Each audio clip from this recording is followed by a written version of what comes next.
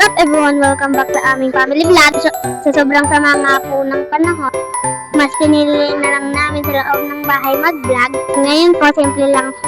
Pero grabe ang sarap ng ulam namin.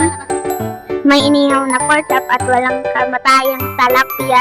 Hindi lang basta talapia, kung giganteng talapia. At syempre, sawsawang hindi pwedeng mawala. Tara po, kain muna tayo at enjoy lang ang bonding kasama ang aking pamilya. Walang diet ngayon, cheat day is life. Sabi namin konti lang ang kakainin namin. Tara tingnan nyo naman ang lamesa. Welcome sa aming family food trip, kung saan ang diet ay bukas na lang. Unang subo pa lang alam mo nang mapaparice ka pa. Tapos may isa pang nagsasabing ayoko na.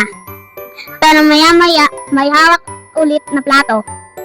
Dito po sa grupo namin, walang mahiyain. Gano'n na to pagdating sa pagkain. Pag naubusan ka, kawawa ka talaga. Kaya tara po, kain po tayo. At kung nagutom ka, habang nanonood, ikain mo na yan.